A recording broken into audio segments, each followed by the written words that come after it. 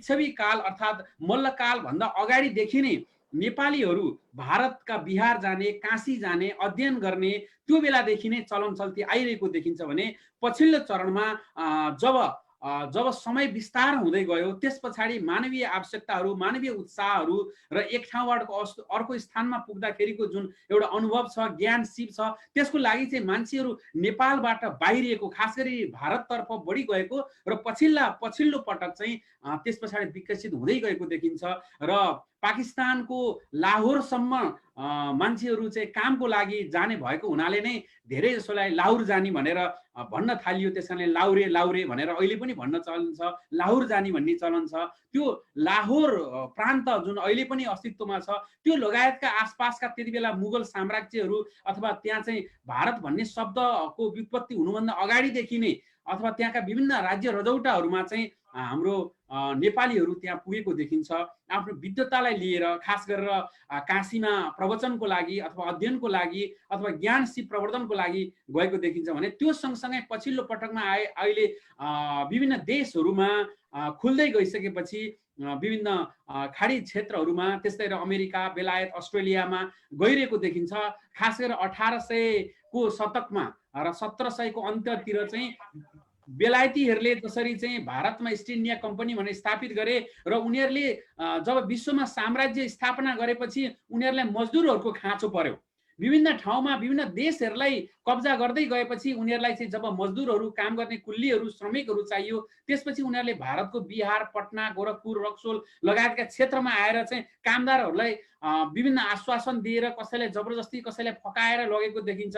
त्यही माहौलमा, त्यही ग्रुपमा चाहिँ नेपालीहरू फिजी पुगे, म्यानमार पुगे, कोही बर्मा पुगे, कोही पर चाहिँ तपाईको नाइजेरिया, अफ्रिकासम्म पुगेको देखिन्छ र यो हिसाबले चाहिँ नेपालीहरू बाहिरिने क्रम चाहिँ बढिरहेको छ भने र अहिले पछिल्लो चरणमा नेपालीहरू बाहिरनको लागि त बाहिरिए, तर पछिल्लो चरणमा के भयो भनेदेखि माहौल अहिले यो सरकारले, नेपाल सरकारले 2020 मा एउटा रिपोर्ट निकालेको छ, वैदेशिक रोजगार सम्बन्धी रिपोर्ट, र त्यसमा चाहिँ धेरैभन्दा धेरै व्यक्तिहरू बाहिरिन चाहेको भनेर एउटा आशय पनि छ भनेदेखि यस्तै गरेर युएनले निकालेको एउटा चाहिँ कार्यपत्र छ। त्यो कार्यपत्रमा पनि नेपालीहरूको सबैभन्दा ठुलो रेमिटेन्स नेपालमा भित्रिन्छ, नेपालको आय स्रोतको, र नेपालीहरू चाहिँ अधिकांश बाहिर जानको लागि उनीहरू चाहिँ प्रेरित छन्, खुसी मान्छन् भन्ने एउटा युएनले पनि रिपोर्ट ल्याएको छ। यो अहिले वस्तुस्थिति भयो र त्योभन्दा पछाडि चाहिँ खास गरेर अस्ट्रेलिया लगायतका देशहरूमा, अस्ट्रेलियामा चाहिँ सन् 2000 देखि चाहिँ बढी मात्रामा आएको देखिन्छ। हुन त अस्ट्रेलियाको इतिहास 40 वर्ष भन्दा बढी छ नेपालीहरूको, र त्यस पछाडि सन् 2000 पछाडि चाहिँ यहाँको प्रधानमन्त्रीले, जोन हवार्डले, र त्यस पछाडि बिस्तारै यो पिआर दिने चलन लिएर आएपछि उनीहरूले चाहिँ लिएर आएको देखिन्छ भने अमेरिका तथा बेलायतमा पनि जब त्यहाँको उपनिवेश सकिँदै गयो र त्यस पछाडि चाहिँ अन्य देशलाई नै खुला गरियो र त्यही क्रममा चाहिँ मानिसहरू, नेपालीहरू त्यहाँ पुगेको देखिन्छ। पहिलो कुरो अहिलेको तथ्य कुरा, र अहिले पछिल्लो चरणमा हेर्ने हो भने अमेरिका, अस्ट्रेलिया, बेलायत, खाडी राष्ट्र र अन्य क्षेत्रमा नेपालीहरू परिचालित हुने क्रम चाहिँ एकदमै बढी छ। उदाहरणको लागि अस्ट्रेलियामै हेर्नुहुन्छ भनेदेखि भारतीय र चिनिया पछाडि तेस्रो स्थानमा अस्ट्रेलियामा नेपालीहरू जुन आएर बसोबास गर्ने, काम गर्ने संख्या पुगेको छ। र यसले के देखाउँछ भने विश्वव्यापी रूपमा नेपालीहरू अहिले पछिल्लो चरणमा अनौपचारिक रूपमा करिब झन्डै 1 करोड नेपालीहरू चाहिँ बाहिरिएको भनेर देख्न सकिन्छ। र यो अवस्थामा जति पनि आफ्नो यो उर्वर समय, युवा अवस्थाको उर्वर समय चाहिँ हामीले विभिन्न स्थानमा बिताइरहेका छौँ र त्यो बिताउने क्रम पनि जारी छ। यो अवस्थामा यो माइग्रेसन, नेपाली माइग्रेसन हुन थालेको करिब यो 200 वर्षको इतिहासमा के भयो त? नेपालीहरूले के गरे नेपालको संस्कृतिको लागि, नेपालको परम्पराको लागि, नेपालको जरोकिलोको लागि, सभ्यता र पहिचान विस्तार्नको लागि कहाँ के भयो त भनेर यसको पुनर्व्याख्या गर्दा अथवा इतिहासलाई अवलोकन गर्दाखेरि हामीले देख्न सक्छौँ कि तपाईले यसलाई स्क्रल डाउन गर्दै जाँदाखेरि यो पेपरमा देख्न सक्नुहुन्छ। तपाईले विभिन्न देशमा गएका, जसरी अमेरिका बेलायतमा गएका नेपालीहरू त्यही बसोबास गरेको देखिन्छ भने त्योभन्दा पछाडिको पुस्ता जुन सेकेन्ड र थर्ड जेनेरेसनबाट भाषा हराएको र आफ्नो संस्कृतिलाई बल्ल तल्ल धानेको, संस्कृति भनेको हाम्रो संस्कार, रीतिरिवाज, जुन हाम्रो सभ्यता छ, जुन हाम्रो भूमिबाट, जुन वैदिक भूमिबाट, हाम्रो देवभूमिबाट, हाम्रो ऋषि भूमिबाट उत्पन्न भएका मानवीय उपयोगी अथवा प्रकृति उपयोगी, जीव उपयोगी, जुन जीव कल्याणका लागि गरिएका जुन प्रचलनहरू छ त्यो चाहिँ विदेशमा आएपछि नेपालीहरूले क्रमशः बिर्सदै गइरहेको र एउटा नोस्टाल्जिया अर्थात् मातृभक्तिको प्रेमले मात्रै उहाँहरूको कतै कतै मन्दिरहरू स्थापना भएको, कतै कतै चाहिँ यस्तै नेपाली केन्द्रहरू स्थापना भएको र सानातिना नेपाली स्कुलहरू स्थापना भएको देखिन्छ भने, तर त्यो चाहिँ पहिलो पुस्ताले गरे र दोस्रो पुस्ता पछाडि चाहिँ क्रमशः त्यसप्रति चाहिँ रुचि क्रम हुँदै गइरहेको देखाइरहेको छ। अहिले गैर आवासीय नेपाली सङ्घ एनआरएनले गरेको एउटा शोधले पनि, एउटा रिपोर्टले पनि त्यही देखाइरहेको छ भनेदेखि विभिन्न स्थानमा जस्तो फिजी अथवा अन्य देशहरूमा त नेपालीहरूले भाषा नै गुमाएको छ र अहिले नेपालीहरू फिजी पुगेको करिब इतिहास 140 वर्ष भएछ। 140 वर्षको इतिहासमा त्यहाँ अहिले चौथो पुस्ता रनिङ गरिरहेको छ र चौथो पुस्तामा नेपालीहरूले संस्कारको त कुरा छाडिदिनुहोस्, हामीले भाषा पनि पाउन गाह्रो छ र सरनेम छाडेर उहाँहरू त्यहीँको जस्तै आदिवासी जस्तै भइसक्नु भएको छ र अहिले चाहिँ हामीले पुनर्जागरण गर्ने क्रममा छौँ त्यहाँ। र यहाँ चाहिँ विगत 10 वर्षदेखि चाहिँ हाम्रो प्रयास जारी छ, नत्र भने त्यो एउटा उदाहरणको रूपमा भाषा हराएको स्थानको रूपमा लिन सकिन्छ। बुढा मरे भाषा सरे भन्छौँ हामीहरूले, हाम्रो पुर्खाहरू बितेपछि त्यो भाषा संस्कार सभ्यता चाहिँ नयाँ पुस्तामा सर्छ भनेर, तर बुढा मरे पनि फिजी जस्तो देशमा सर्न सकेन र त्यो अवस्था अब अस्ट्रेलिया, अब थाइल्यान्ड, अब सिङ्गापुर, अमेरिका र बेलायतमा नआउला भन्न सकिने अवस्था रहेन।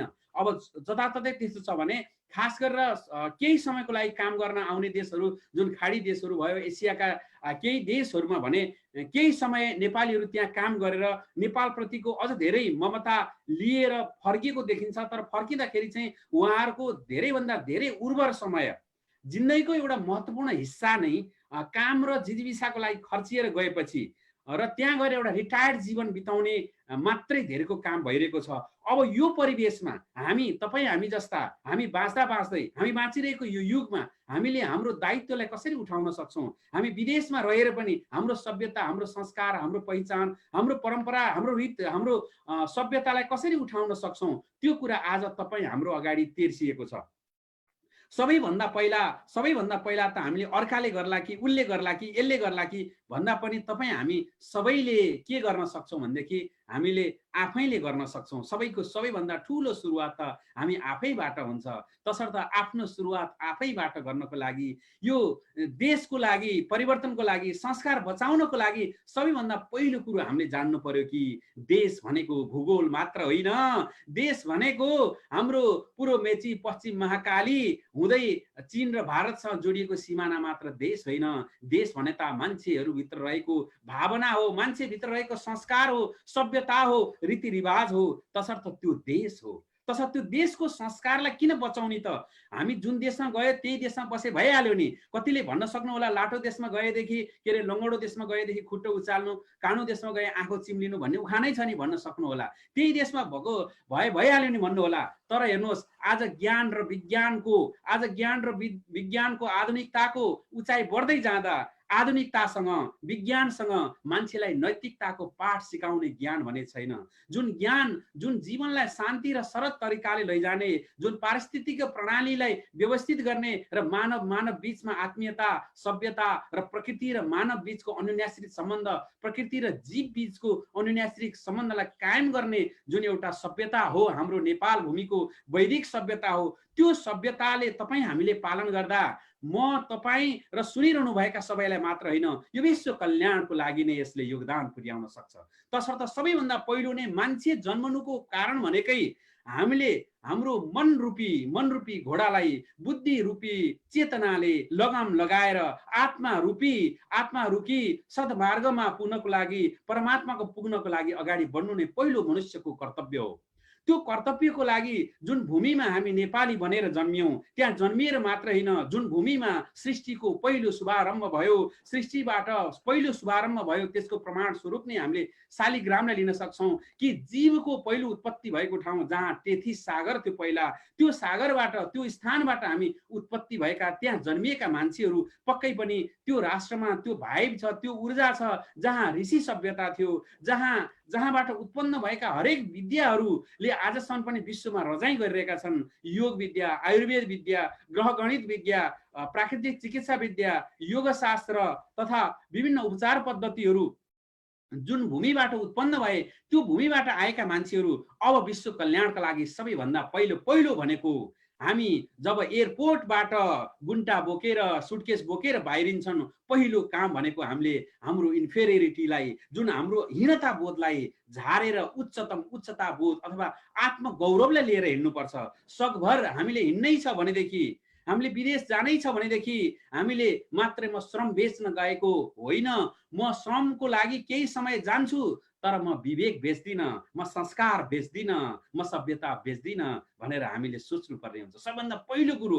किनभने सबैभन्दा पहिला निस्किँदै हिंता बोध भयो भनेदेखि हामीले बाहिर गएर आफ्नो सभ्यता र संस्कृतिको के सिकाउन सक्छौँ अरूलाई।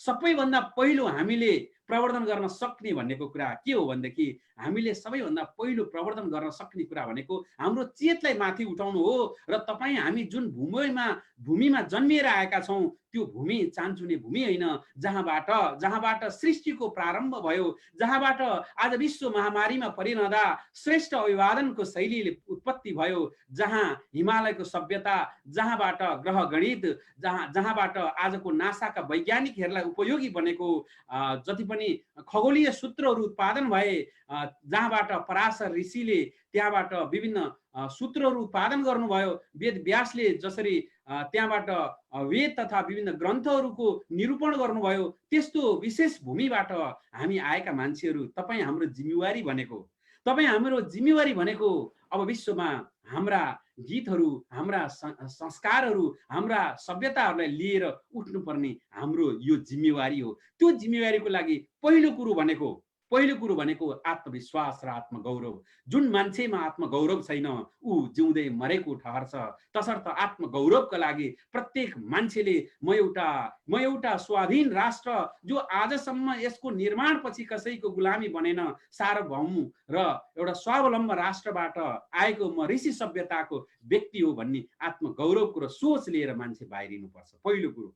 दोस्रो कुरो, हामी जोसुकै जहाँसुकै जाउँ, हामी ऋषि सभ्यताका मान्छेहरू, ऋषि साधनाका मान्छेहरू, शिशि साधनामा लाग्ने होइन। विदेश गयौँ रे भन्दैमा त्यहाँको खानपान, आहार, जीवन शैलीलाई हामीले ठ्याक्कै त्यही समाहित हुनुपर्छ भन्ने छैन। त्यसले त हामीलाई बिस्तार कुण्ठित बनाउँदै लैजान्छ। तपाईँ हेर्नुहोस् कि विदेशले गरेको त राम्रै छ नि त, विदेशमा गएर कहाँ नेपाली चाहिँ हामीले गर्न सकिएला भन्नु होला। तपाईँ हेर्नुहोस् कि हाम्रो जुन ऋषि सभ्यताबाट आएका 2-4वटा उदाहरण दिन्छु म। त्यो ऋषि सभ्यतालाई उजागर गर्नको लागि जुन हाम्रा संस्कारहरू छन्, रीतिरिवाज छन्, त्यो हामीले विदेशमा बसेर पनि हामीले त्यसलाई प्रचार प्रसार र त्यसको चाहिँ प्रवर्धन गर्न सक्छौँ। जसरी कि तपाईँ हेर्नुहोस् कि क्रोएसियाबाट आएको टाईको जुन परम्परा छ, यहाँहरूले पक्कै पनि सुनिसक्नु भएछ।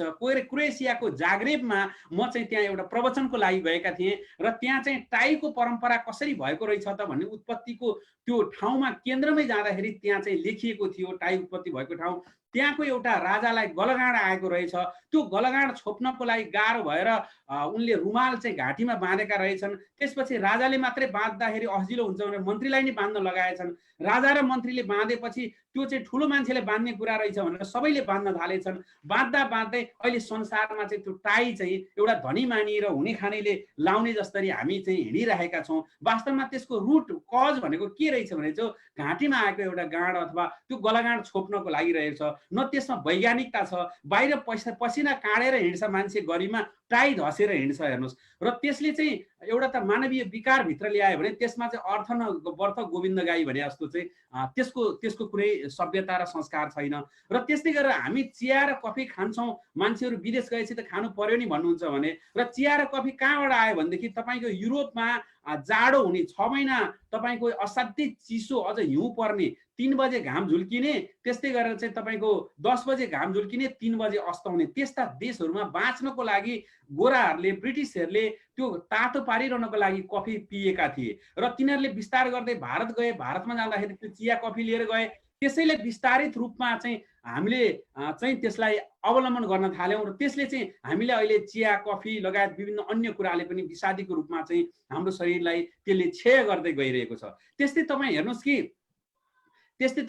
कि जो मदिरा छ अथवा ड्रगहरू छन्, जति पनि छन्, ती ड्रगहरू, मदिराहरू अब विदेशमा पहिला के गरिन्थ्यो भने मध्ययुगमा शत्रुलाई परास्त गर्नको लागि मदिराहरू प्रयोग गरिन्थ्यो।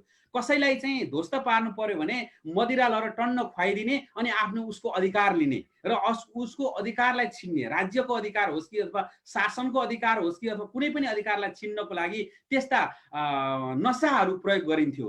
र अहिले त्यो नसालाई मान्छेले एकछिनको मजाको लागि लिने भन्यो र हामी नेपालीहरू जुन एउटा तुलसीको पानी खाएर बिहानै हुर्केका मान्छेहरू, पञ्चामृत खाँदै मनशुद्धि गरेर हिँडेका मान्छेहरू, अहिले संसारमा हामी पनि विदेशी भयौँ भनेर त्यो नक्कल गर्दै जाँदाखेरि धेरै नेपालीहरू अहिले पछिल्लो चरणको रिपोर्ट भनेको त्यसले गर्दा मान्छेमा तनाव, स्ट्रेस बढ्दै गयो, खर्च बढ्दै गयो, मान्छेहरू गुलाम बन्दै गए र त्यो मान्छेलाई मानिसको दासत्वमा लैजाने हो। नसा भनेकै मान्छेलाई आफूमा आफ्नै बन्धन र संसारको बन्धनमा पार्ने चिज हो। जबकि हाम्रो संस्कृति भनेको आफूलाई आफ्नै बन्धनबाट मुक्त गर्ने, स्वबन्धनबाट अथवा यो संसारिक बन्धनबाट मुक्त गरेर जन्म जन्मको लागि स्वतन्त्र बनाउने त्यस्तो संस्कृतिबाट आएका हामीहरू, तसर्थ हामी विदेशमा छौँ भन्दैमा हामीले हाम्रो संस्कारलाई चटक्क भुल्ने होइन।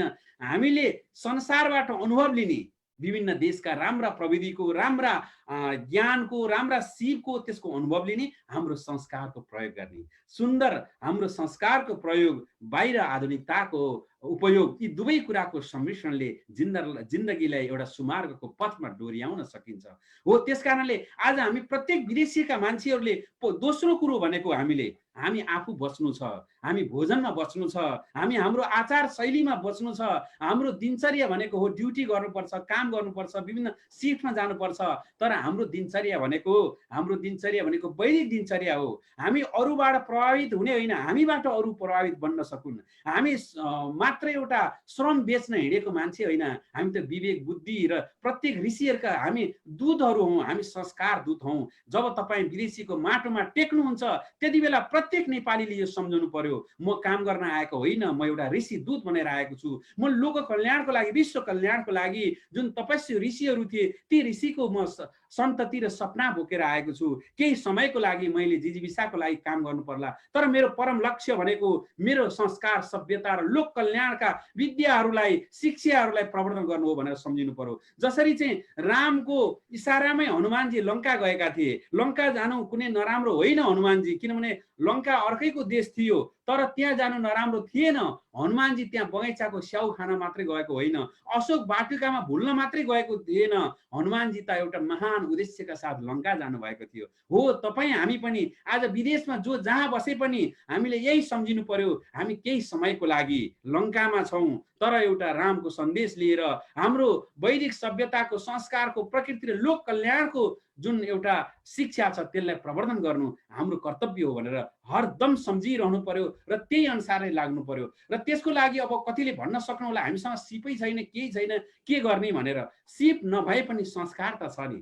हो, त्यो संस्कारले हामीले हाम्रो परम्परा, हाम्रो छठ, हाम्रो माघी, हाम्रो लोसार, हाम्रो दसैँ, हाम्रो तिहार, उधौली उभौली जे छन् हाम्रा पर्वहरू, त्यसलाई निरन्तरता दिनु पनि एउटा नयाँ पुस्तामा, विदेशमा हुर्किरहेका नयाँ पुस्तामा एउटा साक्षरता गर्ने स्कुल हो। तसर्थ जसरी हाम्रा पूर्वजहरूले ती राम्रा कुराहरू सिकाउँदै आउनुभयो, त्यही क्रममा हामीले पनि गऱ्यौँ भने त्यो अर्को पुस्ताको लागि एउटा राम्रो शिक्षा बन्छ भने फिजीमा यसरी संस्कृति र भाषा हरायो भनेर उहाँहरू अहिले जसरी दुखी हुनुहुन्छ त्यो अवस्थामा पुग्नु पर्दैन यदि स्थायी रूपमै विदेशमा बस्नु भएको हुनुहुन्छ भने। अर्को कुरो, जब कोही हामी फर्कँदैछौँ भनेदेखि नेपालमा विदेशमा कमाएको पैसालाई के गर्ने? विदेशमा कमाएको पैसाले नेपाल र नेपालीले नेपालको जरोकुल्यो आफ्नो सभ्यता र संस्कृति उठाउनको लागि मात्र गएर एउटा घर किन्ने, एउटा घडेरी किनेर, एउटा सानो रुमाल जत्रो घडेरी बनाएर जबरजस्ती त्यही घर बनाएर बस्ने, त्यति मात्र जिन्दगीको उपलब्धि होइन। तपाईँ हामीले कमाएको हाम्रो पैसाले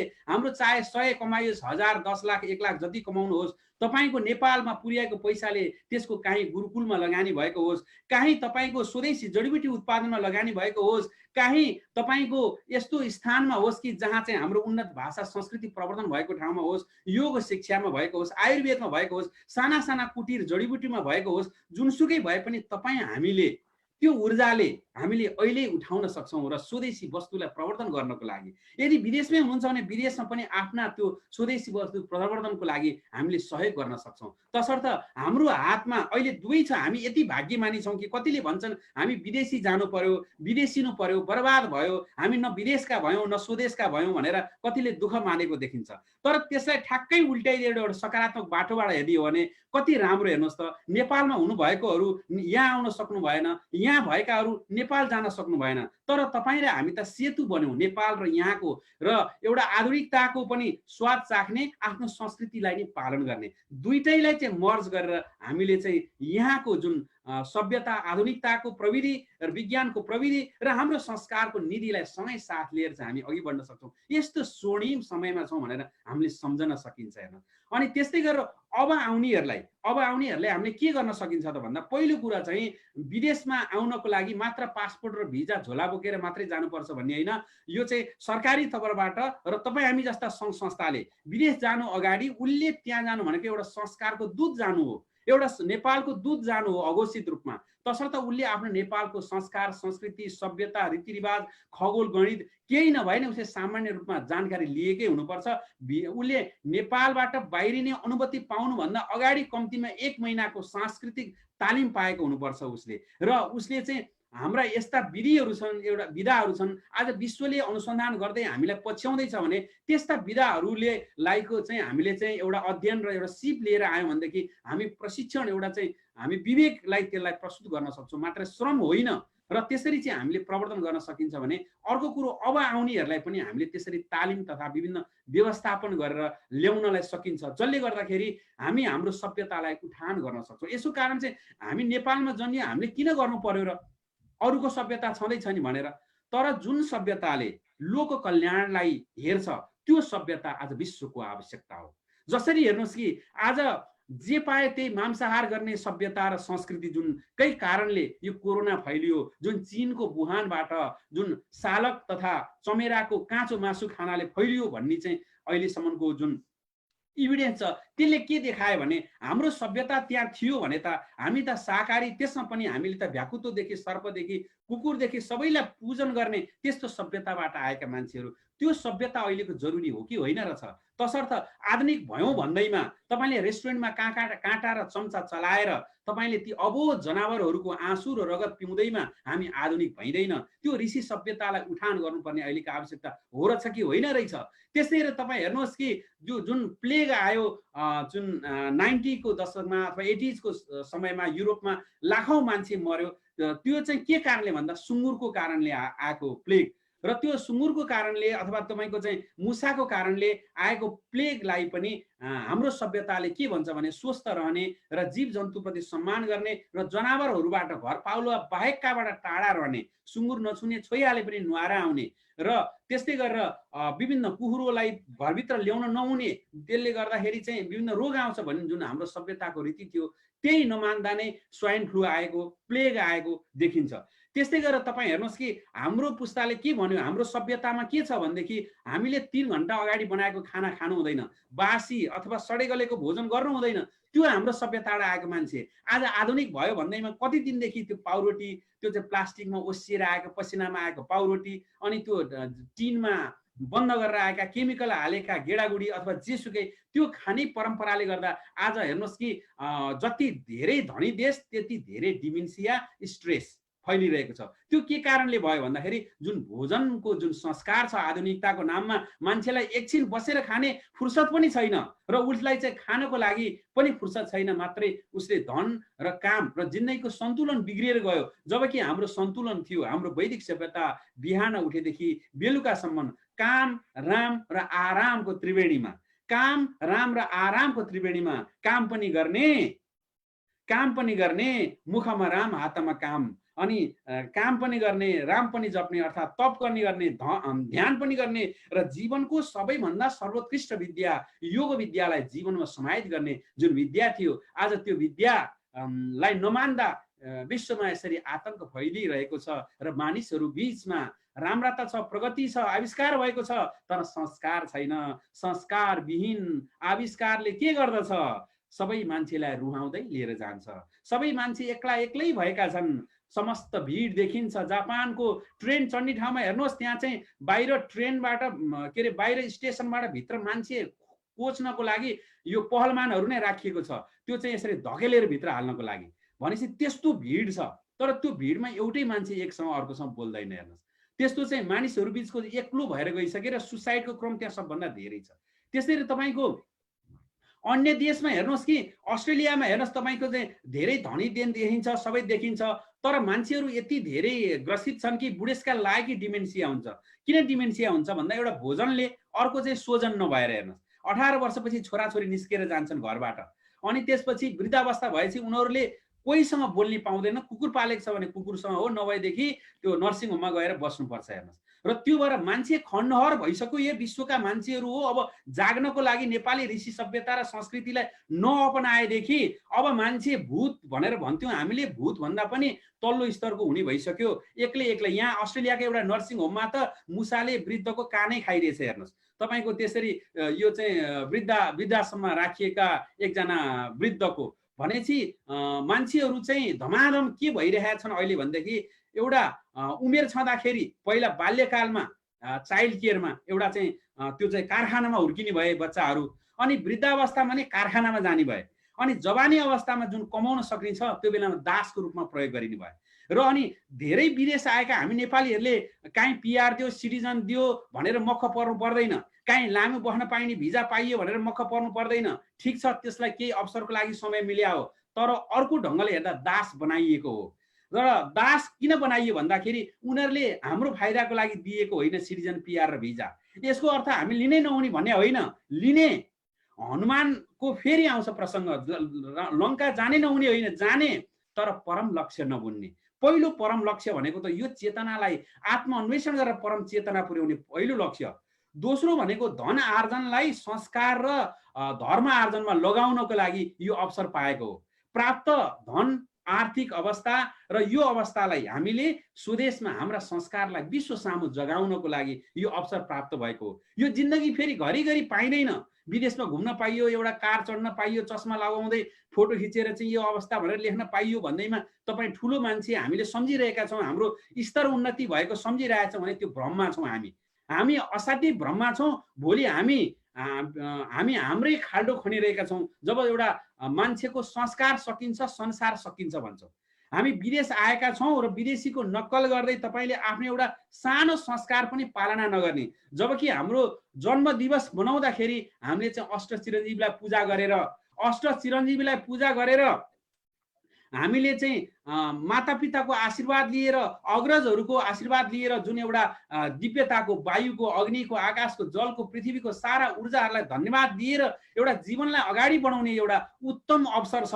त्यो अवसरलाई छोडेर हामी केक काटेर, बत्तीलाई पनि निमाएर एउटा चाहिँ तमसोमा ज्योतिर्गमय भन्दै हुर्केका मान्छेहरू हामी चाहिँ के गरिरहेका छौँ? ज्योतिर्लाई निभाएर तमसो तर्फ चाहिँ गइरहेका छौँ। त्यस्तो बर्थडे मनाइरहेका छौँ। तसर्थ नेपालबाट बाहिरिने प्रत्येक नेपालीले हामीले हाम्रो संस्कारलाई उजागर गर्नको लागि त्यहीबाट सुरुवात गर्न सकिन्छ। अरूले होइन, आफैबाट गर्न सकिन्छ। तपाईँको जन्म दिवसलाई सुधार गर्न सक्नुहुन्छ। तपाईँको दसैँ तिहार विदेशमा मनाउने भनेकै पार्टी खाने जस्तो भइसक्यो। दसैँ कार्यक्रम मनाएको रे धेरैले बोलाउनुहुन्छ। के छ दसैँको त भन्दा के हुनु, सबैजना मिलाउने, अलि दारू पानी, अलि नाच्ने, मादल ठटाउने, त्यही हो। हेर्नुहोस्, दसैँ भनेको त्यही हो त। जबकि मानिसलाई, मनुष्यतालाई उजागर गर्नको लागि साधना पद्धति विकास गरिएको 9 दिनको एउटा तप समय थियो, उत्तम समय थियो ऊर्जा आउने। त्यो समय चाहिँ मादक पदार्थ, मदिरा खाएर नसामा लट्टिएर बस्नु भनेको हामीले ऋषि संस्कृति होइन, ऋषि संस्कृतिको संस्कारको अपमान गरिरहेका छौँ। तसर्थ सक्छौँ तपाईँ सांस्कृतिक दूत बनेर, स्वघोषित आफै तपाईँ सांस्कृतिक दूत बनेर आफ्नो संस्कार संस्कृतिको प्रवर्धन गर्नुहोस्। सक्नु भएन संवर्धन गर्नुहोस्। प्रवर्धन र सम्वर्धन दुईटा छ। एउटा सकिन्छ भने त्यसको प्रवर्धन गर्ने, तपाईँले आफ्नो बारेमा जाने कुराहरूलाई विदेशीहरूलाई, विभिन्न सङ्घ संस्थालाई, विभिन्न समुदायलाई प्रवर्धन गर्नुहोस्। तपाईँको काम, तपाईँको अनुशासन, तपाईँको नैतिकता देखेर तपाईँसँगै काम गर्ने अर्को देशको मान्छे छक्क परोस्, ओहो कुन देशको हुनुहुन्छ तपाईँ, यस्तो विनयशील सभ्य आचरणमा रहेको व्यक्ति कहाँको हुनुहुन्छ भनेर थाहा पाउन सक्नुहोस्। र दोस्रो कुरो चाहिँ यदि त्यो प्रवर्धन गर्न सक्नु भएन भने सम्वर्धन गर्नुहोस्। तपाईँको आउँछ, कति राम्रा छन्, माघे सङ्क्रान्ति आयो, कुशी औँसी आयो, तपाईँ जनै पूर्णिमा आयो, हाम्रै लोसार आयो, हाम्रै माघी आयो, हरेक ऋतुमा ऋतु हितम, ऋतुले चाहिँ सत्य बोकेर, ऋतु नै अदृश्य ईश्वर भनिएको छ, ऋतु नै अदृश्य ईश्वर भनिएको छ। ऋतु अनुसारको भोजन मात्रै गर्यो भने पनि हाम्रो संस्कार र धेरै मान्छे, विश्वका मान्छे शान्ति पाउँछन्। हेर्नुहोस्, तसर्थ त्यसलाई अभ्यास गर्नुभयो भने तपाईँ हामीले गरेको अभ्यासले विश्वका मान्छेहरूलाई एउटा प्रभाव पर्न सक्छ। एउटा राजदूतले एउटा केही कुरा भन्नु र एउटा त्यो देशबाट आएको देशको मान्छेले भन्यो भनेदेखि त्यो असाध्यै राम्रो हुन्छ। जस्तो चाहिँ हामीले गरेका राम्रा कुराहरूले त्यसलाई चाहिँ एउटा विश्वको अथवा देशकै प्रतिनिधित्व गरिरहेको हुन्छ। तसर्थ हामीले यसरी चाहिँ हाम्रो संस्कारलाई जोगाउन सक्छौँ। हामी उफ्रिन्छौँ कि भारतले सिमाना मिच्यो भनेपछि हामी सबैको रगत उम्लिन्छ, अथवा कुनै देशले यसरी सिमाना मिच्यो भनेपछि हामी उफ्रिएर के गर्न सक्छौँ त्यही गर्छौँ। हेर्नुहोस्, विदेशबाट तर त्यो सिमाना मिचिँदा त्यसरी कराउने मान्छे, त्योभन्दा ठुलो सिमाना भनेको संस्कृतिको सिमाना हो। त्यो संस्कृतिलाई मिचेर हामीले कहाँ पुर्याइसक्यौँ, डाँडो कटाइसक्यौँ, तर हामीलाई पत्तो छैन। हामी चाहिँ वाह वाह वाह वाह भन्दै विदेशी वाइन कहीँ भेट्न जाँदाखेरि चाहिँ तपाईँको विदेशी संस्कार अनि त्यो लिएर गइरहेका छौँ भने हामीले हाम्रै अपमान, त्यो ऋषिहरूको दूध बनेस् भनेर हामीलाई पठाएका थिए ती ऋषिहरूले, विद्वानहरूले, आज हामी तिनको अभिशाप बनिरहेका छौँ। तपाईँ हेर्नुहोस् कि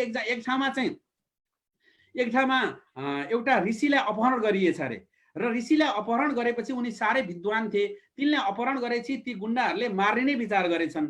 मार्नुभन्दा अगाडि चाहिँ ती ऋषिले के भने अरे भने, भइहाले, मलाई मार्न चाहिँ मार, मलाई जीवनप्रतिको मोह छैन, आएपछि मर्ने हो, तर कम्तीमा मलाई एक दिन दियाओ भनेछन् अरे। किन एक दिन दिने भनेपछि त्यो एक दिन म भनौँला भनेर भनेपछि त्यहाँ चाहिँ कबोल गराएर ती ऋषिलाई छोडिदिएछन् रे कि एक दिनको लागि ल भइहाल्यो छुट भनेर। अनि उनी चाहिँ अर्को दिन गएर के गरेछन् भने दिनभरि आफ्ना चेलाहरूलाई, शिष्यहरूलाई, शुभचिन्तकहरूलाई जीवनभरिका अनुभव जति सुनाउन सकिन्छ, आफ्ना संस्कारहरू जति लेख्न सकिन्छ, जति जे गर्न सकिन्छ सुनाएर बेलुका फर्किए। अनि फर्केपछि ती गुण्डाहरूले सोधे अरे, होइन तपाईँले किन हिजै यस्तो नगर्नु भएको, आउनु त आउनु भएकै रहेछ, इमान्दार हुनुहुँदो रहेछ, किन हिजै यसो नभनेको भन्दा उहाँले भन्नुभयो अरे, म मरे पनि मसँग भएको ज्ञान र संस्कार नमरोस्, मसँगै नमरोस् भनेर चाहिँ म आफ्नो शिष्यहरूलाई, चेलाहरूलाई, शुभचिन्तकहरूलाई बाँड्नको लागि गएको थिएँ। म मरे पनि मेरो संस्कारमा, मेरो सभ्यतामा, मेरो रीतिरिवाजमा, मेरो त्यो जीवन्त प्रेरणाहरूमा बाँचिरहन्छु म भनेर चाहिँ म गएको थिएँ भनेर चाहिँ उहाँले जवाफ दिनुभएको थियो। वास्तवमा आजसम्म नेपाल भूमिमा जन्मिएका, वैदिक भूमिमा जन्मिएका ऋषिहरू ती सबै त्यसरी नै दिवंगत भएका हुन् र तिनले हाम्रो पुरा पुर्खालाई पास गर्दै आएका राम्रा नियमहरू। यसको मतलब सबै राम्रा छैनन्, केही कुरालाई हामीले परिमार्जन गर्नुपर्छ। तर तपाईँ हामी प्रत्येक मान्छेहरूको जीवन फेरि मिल्दैन। विदेश आयौँ भनेर मक्ख पर्ने होइन। तपाईँ हामीहरू भनेको संस्कार र संस्कृतिका दूत हौँ। हामीले जुन बाल्यकालदेखि अभ्यास गर्नुपर्ने, आफ्नै स्वबोध र स्वबन्धनबाट मुक्ति गर्नको लागि जुन चाहिने हो त्यो असाध्यै हामीले गर्नुपर्छ। र अब आउने पुस्ताले जो नेपालबाट आउँदै हुनुहुन्छ प्रत्येकलाई नै के गर्नु पर्यो तपाईँ हामीले भनेदेखि यही संस्कार शिक्षा नदिकन विदेश जाने परम्परालाई हुनु हुँदैन भनेर संस्कारको तालिम, योगको तालिम, गणितको तालिम, खगोलको तालिम, आयुर्वेदको तालिम दिएर मात्रै पठाउनु पर्ने हुन्छ। र त्यस कारणले हामीले विश्व समुदायमा एउटा दक्ष, कुशल, शान्त, असल, चरित्रवान जनशक्तिलाई हामीले पुर्याउन सक्छौँ विश्वमा, र नेपाल संस्कारको आयतन बढ्न सक्छ। हेर्नु, संस्कारवान व्यक्ति जहाँ गए पनि मृत्युलाई नै जित्न सक्छ। एउटा सानो कथा छ, एकदमै जीवन्त कथा भन्दा पनि यो चाहिँ एकदमै घटेको घटना। फिजीको टापुमा चाहिँ आजभन्दा 100 वर्ष अगाडिसम्म मान्छे खान्थे। यदि तपाईँ हामी जस्तो मान्छे गइयो त्यहाँ भनेदेखि उनीहरूले चाहिँ नयाँ मान्छे आयो भनेर चाहिँ आज त्यहाँ दसैँ आयो भनेर चाहिँ मुख मिठ्याउँदै चाहिँ उनीहरूले नाची चाहिँ बिचमा लगेर भोग दिन्थे। र त्यही क्रममा 1841 पछाडि गएको 2 जना नेपालीलाई पनि त्यहाँको आदिवासीले खाइदिएको रेकर्ड छ। हेर्नुहोस्, यसै क्रममा एकजना विद्वान पनि त्यसरी त्यो आइल्यान्डमा टापुमा जाँदाखेरि सबैजना आदिवासीहरूले उनलाई चाहिँ अब आज खानी हो यिनलाई भनेर चाहिँ उफ्रिँदै आइरहेको बेला ती विद्वानले के भने अरे भने, मलाई नखाओ, म तिमीहरूलाई जिन्दगीभरलाई खान पुग्ने एउटा विद्या सिकाइदिन्छु भने अरे। अनि के विद्या छ ल सिकौ भनेपछि म तिमीहरूलाई यो आगोमा हिँड्ने, आगोमा कुल्चिएर नाच्न सक्ने विद्या सिकाइदिन्छु। त्यसकारणले तिमीहरूले चाहिँ मलाई नखाओ। तिमीहरूले यो विद्या सिक्यौ भने तिमीहरूले यो विद्या सिकाएर अरूबाट पैसा कमाएर पनि खान सक्छौ भनेर उनले भनेपछि लौ देखा त भनेर ती आदिवासीहरूले। र तिनले चाहिँ आफ्नो जुन हाम्रो कुण्डलिनी जागरण गरेर जुन माथि उठाइसकेपछि एउटा चाहिँ तपाईँ स्थिर भएर मनको शक्ति जगाएपछि हाम्रो जसरी खली खाने भन्छन् आगोमा हिँड्ने जुन शक्ति छ त्यो शक्तिलाई उनले देखाइदिएपछि अनि ती आदिवासीहरूलाई त्यसरी केही दिनको साधना लगाएर सिकाइदिएपछि उनलाई बचाएछन्। र त्यही शिक्षा आज generation to generation pass down भएको हुनाले आज फिजीको बेङ्गा आइल्यान्डका आदिवासीहरूले आगोमा नाच्छन् र अहिले पनि हजारौँ विदेशीहरू यसरी आदिवासीहरू आगोमा नाच्न गएको नाचेको हेरेर उनीहरूले रिजोर्टहरूमा होटलहरूमा पैसा कमाउँछन्। हेर्नुहोस्, तसर्थ यसको अर्थ के हो भने एउटा संस्कार बोकेर गएको मान्छे मृत्युलाई पनि जितेर फर्किन्छ। र तपाईँ हामीले सिकेको काम केही सिपै नलिकन विदेश जानु, एउटा ठिङ्गो मजदुर भएर जानुभन्दा त्यत्रो खानी एउटा चाहिँ ऋषिहरूको सम्पदाको खानी, मानव सभ्यताको खानी, एउटा श्रेष्ठ संस्कृतिको खानी त्यस्तो ठाउँबाट आएका मान्छेहरू अब आउनेहरूलाई हामीले प्रेरणा दिन सक्छौँ। बाबु तिमी सिङ्गो हात पाउ लिएर मात्र होइन, हाम्रो देशमा जुन उज्यालो अँधेरमा परेको जुन विज्ञान छ त्यसलाई तिमी उठाऊ, तिमी योग शिक्षक बनेर जाऊ, तिमी आयुर्वेदको शिक्षा लिएर जाऊ, तिमी प्राकृतिक शिक्षा लिएर जाऊ, रेकी लिएर जाऊ, तिमी ग्रह गणित सिकेर जाऊ, संस्कृत सिकेर जाऊ, तिमी सनातनको विज्ञान सिकेर जाऊ, तिम्रो चाहिँ विवेक विकछ भनेर हामीले प्रेरणा दिनुपर्छ। सरकार तथा विभिन्न सङ्घ संस्थाहरूले यस्ता तालिम केन्द्रहरू खोल्नुपर्छ र त्यसलाई चाहिँ अगाडि बढाएर हामीले चाहिँ लैजान सक्छौँ। त्यसैको लागि नै हामीले जुन संसारभर छरिएर रहनुभएका सकारात्मक प्रेमी मनहरू हुनुहुन्छ उहाँहरू बिचमा करिब 500 जना हामीले योग शिक्षकलाई तयार पारेका छौँ विश्वभरि नै। जबकि त्यो भूमिबाट उत्पन्न भएको हाम्रो अष्टाङ्ग योग थियो, त्यो योगलाई तोडमोड गरेर विदेशीहरूले आफ्नै प्रोपर्टी राइट बनाएर उहाँहरूसँगबाट लाइसेन्स लिनुपर्ने जुन बाध्यता थियो त्यसलाई हामीले अब विदेश आउने नेपालीले उनीहरूसँग लाइसेन्स नलिकन हामीहरूले नै प्रदान गरेर विदेशमा सिकाउन सक्ने, इन्टरनेसनल टिचर्स बनाउन सक्ने एउटा ट्रेनिङको आयोजना पनि गरिरहेका छौँ। अहिले चाहिँ भर्चुअल क्लास पनि भइरहेको छ हाम्रो हरेक फ्राइडे। र एउटा सामान्य कुरा हो यो, तसर्थ यो आफ्नै कुरा भनौँ भन्दाखेरि राम्रो हुन्न, तर चाहिँ मलाई भन्न मन लाग्छ कि म नेपालबाट आउँदाखेरि मैले कहिल्यै पनि सोचिनँ कि मैले चाहिँ म एउटा श्रम मात्रै बेच्छु र केही समयपछि फर्किन्छु भनेर। मलाई यही पहिल्यै थाहा थियो कि जब गुरुहरूको प्रेरणा विभिन्न आश्रमको साधनाले सिकाएको थियो, जुन देशमा गए पनि मेरो परम लक्ष्य भनेको साधनालाई नछुटाउनु हो। साधनालाई तपाईँ गहिराइमा हुँदै गएपछि तपाईँ त्यहाँ गएर विवेक बेच्ने हो र संसारमा त्यहाँ गएर केही समयको लागि काम गर्ने हो। तर तपाईँले आफ्नै ऋषि संस्कृतिको विधालाई तपाईँले त्यसैलाई सेवा गरेर तपाईँले चाहिँ धर्म रक्षति रक्षितः, तपाईँले धर्मले नै पोषण गर्नेछ भन्ने त्यो विश्वास थियो। जब अस्ट्रेलियामा आएको 1 हप्ता पछाडिदेखि नै मैले अरू कुनै पनि काम खोज्नेतर्फ लागिनँ, बरु जस्तो सुकै होस् म आफ्नै पहिचानको कामलाई प्रवर्धन गर्छु भनेर मैले योग ध्यान र तपको कार्यक्रमहरू आयोजना गर्न थालेँ। र आज गर्दा गर्दा तपाईँको सम्भावनालाई खोज्दै जाने हो। खोज्दै जाँदा आज अस्ट्रेलियामा सयौं गोराहरू आज हाम्रो मासिक रूपमा चाहिँ आश्रममा आउनुहुन्छ र सयौं परिवर्तित भएर जानुहुन्छ। र हामीले अहिले गो भेग अथवा गो भिगन अर्थात् भेजिटेरियन मात्रै पनि होइन, एउटा वनस्पतिजन्य भोजन मात्रै खाने भनेर एउटा पहल गरिरहेका छौँ यहाँबाट। र अहिले वर्षेनी हजारौं व्यक्तिहरू अस्ट्रेलियामा चाहिँ भिगन बन्नुहुन्छ। पछिल्लो सरकारको तथ्याङ्क अनुसार त करिब 20,000 अस्ट्रेलियनहरू अहिले शाकाहारी बन्छन् हरेक वर्ष। र त्यस्तै गरेर त्यो अभियान र त्यसले नै म जस्ता त धेरै युवालाई पालेको छ। तपाईँ हामी जस्ता धेरै युवालाई चाहिँ जति युवाहरू पनि जो खगोल विज्ञान, संस्कृत, आयुर्वेद पढेर आउनु भएको छ, कोही पनि खाली हुनुहुन्न, बरु उहाँहरूले 20-30 जना काम गर्ने मान्छे राखेर बसिरहनु भएको छ। र त्यस्तै गरेर चाहिँ यदि तपाईँ हामी बीच पनि यस्तो वैदिक विरासतको सिप छ, आज विश्व पूर्वतिर फर्किरहेको छ भने हामी चाहिँ फेरि पश्चिमकै राम्रो हो, सबै राम्रो हो, टाइसुट नै राम्रो हो, अनि जे गरेछ त्यो पब पार्टीको कल्चर नै राम्रो हो, मदिरा मांस नै राम्रो हो भनेर हामी लाग्यौँ भने हामी भित्र टन्न खजाना राखेर, हामी भित्रै कस्तुरी राखेर मृग ढुँडेको जस्तै हो, मृग चाहिँ कस्तुरीको बासमा खोजे हिँडे जस्तै हो बाध्यताले, रहरले, कहरले हामी कति धेरै विदेशमा छौँ। तर विदेशमा भए पनि हामीसँगको यो क्षमता छ, त्यसलाई अध्ययनमा लगाउन सक्छौँ। हामी नेपालबाट आउँदा चाउचाउको प्याकेटका भारी मगाउने होइन, अथवा कुनै केही अन्य कुराहरू जङ्क फुड मगाउने होइन, हामीले त उपनिषद मगाउने हो। हामीले त बुद्धका तस्बिर, कृष्ण र शिवका तस्बिरहरू मगाउने हो, जो जहाँ छौँ त्यहाँ बस्ने साथीहरूलाई उपहार दिने हो। लाउ बर्थडे रहेछ तिम्रो, म्यारिज एनिभर्सरी रहेछ भनेर एउटा महँगो हुस्की दिएर मनाउने होइन। हामीले हाम्रै कल्चरलाई विकास गर्न सक्छौँ कि हामीले हाम्रा उपनिषदहरूलाई, हाम्रा ग्रन्थहरूलाई, हाम्रो साहित्यलाई प्रवर्धन गर्न सक्छौँ। हामीले ओथेलो पढ्यौँ, हामीले म्याक्सिम गोर्कीको आमा पढ्यौँ, हामीले म्यान इन सर्च अफ पढ्यौँ। अब विश्वलाई तपाईँ हामी जस्ता युवाले अब रामायण पढाउनु छ, अब गीता पढाउनु छ, अब उपनिषद पढाउनु छ, अब अष्टावक्र गीता पढाउनु छ। किनकि हाम्रो लागि होइन, अहमताको लागि होइन, विश्व मानव जागरणको लागि, संसारलाई उठाउनको लागि, विश्व कल्याणका हेतु हामीले त्यो गर्न सक्छौँ। र तपाईँले चाह्यो भने जेसुकै गर्न सकिन्छ। आज हामीले यहीँबाट अस्ट्रेलियाबाट चालेको पहलले करिब विश्वलाई करिब 3 फन्डको मारिसकियो र विश्वका विभिन्न सहरमा यस्ता कार्यक्रमहरू सञ्चालन गरिरहेका छौँ। र अब एकजना व्यक्ति मात्रै होइन, सयौं त्यसभित्र प्रवेश गरेर सयौंले आफ्नो जिजीविसा मात्रै होइन, एउटा आत्मोन्नति गर्ने एउटा अवसर पनि पाइरहनु भएको छ। तसर्थ तपाईँ हामी जहाँ गए पनि संस्कारका दूत हौँ, संस्कृतिका दूत हौँ। त्यसकारणले भनिएको छ, जिउँदै मर्याको भनी नाम कसको, उद्यम बिना विद्ध छ काल जसको। जसरी अग्रज कविले भन्नुभयो, उद्यम त गरियो नि, त्यहाँ हामीले पैसा पनि कमाइयो, बसियो, तर केही आफ्नो देशको लागि नगरिकन लाउरे बनेर उही पहिलाकै तालले चाहिँ एउटा रेडियो झोला अनि त्यसपछि क्यासेट घन्टाउँदै अनि घडी लाएर चाहिँ गाउँमा लाउरे गइयो भनेदेखि त्यो लाहुरले कसैलाई फाइदा गर्दैन। गर्यो भने अलिकति अहङ्कार बढाइदिन्छ, अलिकति गाउँमै स्वाभिमान अथवा त्यही बसेर काम गर्ने मान्छेलाई अलिकति अहङ्कार बढाउला, तर देशको संस्कार उठाउँदैन।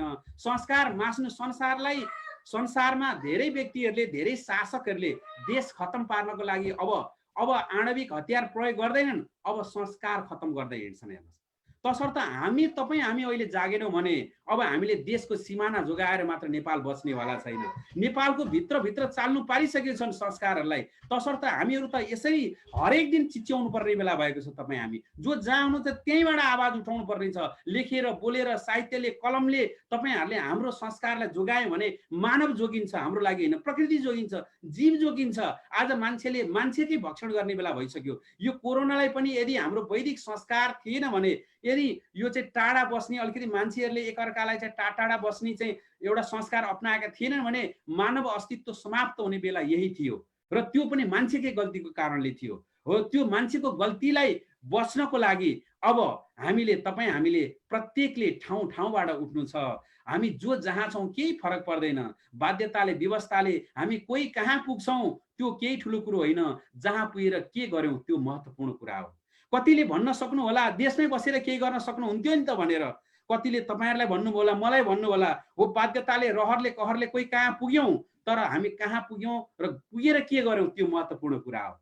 तपाईँले नेपालमै बसेर देश बेचिरहनु, नेपालको राष्ट्रवाद गाएर देश बेचिरहनु भएको भन्दा तपाईँ विदेशमा पुगेर श्रम बगाएर भने देश बचाउन केही गर्नुहुन्छ, बोल्नुहुन्छ, केही पाइला सार्नुहुन्छ, संस्कारका लागि योगदान दिनुहुन्छ भने सबभन्दा उपलब्धिपूर्वक त्यो पनि हुन सक्छ। तसर्थ यो जीवन घरिघरि आउँदैन, यो जीवन फेरि आउँदैन। यो युग हामीले बनाउने हो। हाम्रो संस्कारलाई पछिल्लो पुस्तासम्म पुर्याउन सक्यौँ भने मानव हाँस्नेछन्, प्रकृति हाँस्नेछ, जीवहरू हाँस्नेछन्। फेरि प्रकृति एउटा सुन्दर लयमा चल्नेछ, पारिस्थितिकीय प्रणालीमा चल्नेछ।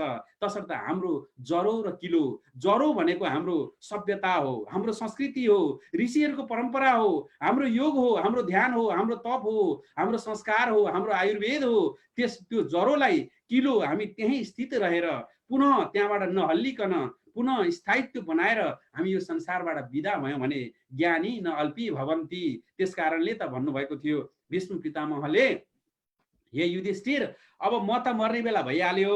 अब म मर्ने बेलामा पनि यदि तिमीहरूले आफूले आत्मरूपान्तरण गरेनौ मेरो ज्ञानले भने मेरो ज्ञान यही चितामा डढेर जान्छ भन्नुभएको थियो। तसर्थ मृत्यु अवस्थामा पनि कृष्ण भगवानले उहाँ लिएर जानु भएको थियो 5 पाण्डवलाई भीष्म पितामहबाट। तर भीष्म पितामहले फेरि के भन्नुभयो भने मलाई असाध्यै दुःख लागिरहेको छ आज भन्नुभयो पाण्डवको कुरा सुनेर। अनि त्यस्तो मृत्युलाई जितेको मान्छे मर्ने बेलामा त किन दुःख मान्नु भएको? मृत्युप्रति त्यत्रो, तपाईँको जीवनप्रति यत्रो मोह छ, यो चाहिँ डढेर जाने, सकिएर जाने कायाप्रति यस्तो के मोह गर्नुभएको? यस्तो महात्माले पनि भन्दाखेरि भीष्म पितामहले भन्नुभयो, होइन, पटक्कै होइन, मलाई न मेरो शरीरप्रति मोह छ, न मर्नु पर्यो भन्नेमा दुःख छ। मलाई त एउटै कुराको दुःख छ, कृष्ण जस्तो भगवानको साथमा भएर पनि तिमीहरूको दुःख हट्नेवाला छैन। त्यस कारणले दुःख छ मलाई, किनकि तिमीहरूले बोधिसत्व प्राप्त गर्ने, जुन चाहिँ कृष्ण तत्त्व प्राप्त गर्ने, परम तत्त्वमा पुग्न सक्ने अझै रूपान्तरण हुन सकेन, र त्यो सकेन भने अझै दुःख रहिरहन्छ तिमीहरूको जिन्दगीमा, त्यस कारणले दुःख लागेको भन्नुभएको थियो। त्यस्तै तपाईँ हामी पनि त्यो ऋषि संस्कृतिबाट आएर, जहाँबाट बुद्धले तपस्या गरे, जहाँ पाणिनीले संस्कृतको व्याकरणको पहिलो नामाक्षर उच्चारण गरे, ऐ उण ऋड लिख भन्दै तपाईँको माय स्वर्णानी सूत्राणीको चाहिँ विकसित गरे, जुन धरामा 4 वेद लेखियो, जुन धरामा ग्रह गणित तिथि पञ्चाङ्ग नक्षत्र लेखियो, र आजसम्म पनि स्वावलम्बी बनेको देश, आफ्नो ग्रह गणनामा, आफ्नो तिथिमा, आफ्नो क्यालेन्डरमा स्वावलम्बी बनेको देश कुनै छ भने त्यो नेपाल हो। त्यस्तो देशमा जहाँ जडीबुटीहरूले, जहाँका जडीबुटीहरूले एउटा मृत सञ्जीवनी जस्ता व्यक्तिहरू त्यहाँ जन्मिएर तिनले चाहिँ मृत सञ्जीवनी जस्ता जडीबुटी उत्पादन गरे, त्यो देशका मान्छेहरू हामी सिर्फ हात र खुट्टा बल लिएर मात्र विदेश गयौँ, र विदेशमा पनि ढल्किएर विदेशीकै गुलाम बनेर त्यही संस्कार र संस्कृतिमा लुटपुटिएर विवेक गुमाएर हामी तामस बनेर अनि जीवनलाई सकायौँ भनेदेखि बस यस्तै हुनेछ।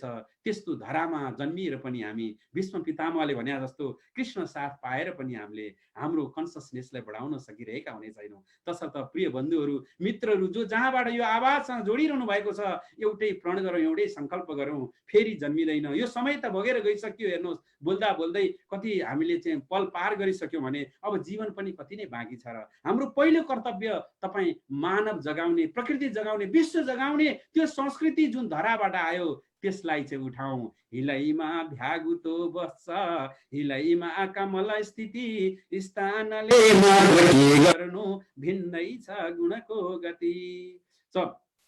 एउटै स्थानबाट आएको त हो नि भ्याकुतो र कमल, तर कमल पानीमा बसेर नि उभान हुन्छ, भ्याकुतो चुर्लुम्मै भिजेर बस्छ।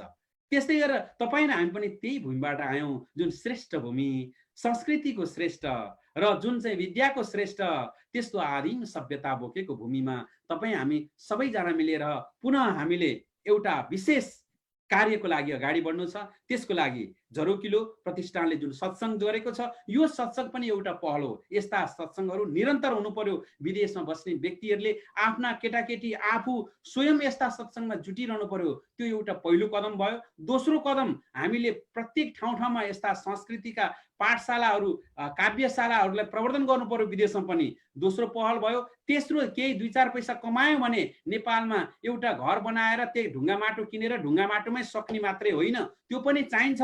तर तपाईँले केही रकम यसरी छुट्याउनु पर्यो। त्यही पैसाले काहीँ कसैको चेत खुल्न सक्ने आधार बनोस्, काहीँ गुरुकुलमा लगानी होस्, जडीबुटीमा कायम होस्, स्वदेशी उद्योगमा लगानी होस्, तपाईँको योग विद्या प्रवर्धनमा लगानी होस्, तपाईँको जुन हाम्रो संस्कृति प्रवर्धनमा लगानी होस्, त्यहाँ गरौँ। र त्यस पछाडि नेपालबाट आउनेहरूले पनि प्रत्येकले, चाहे गैर आवासीय नेपालीसँग आज विदेशमा बस्ने प्रत्येक नेपालीहरू अथवा नेपाल सरकार अथवा संसारमा भएको जोसुकैले पनि हामीले हाम्रो कार्य प्रवर्धनको लागि हाम्रा संस्कृति, हाम्रो रीतिरिवाज र हाम्रो परम्परालाई हामी मेलैसँग हामी जीवन्त बनाएर बाँच्न सक्छौँ। र यो संस्कार र संस्कृतिको बारेमा जति कुरा गरे पनि कमै हुन्छ।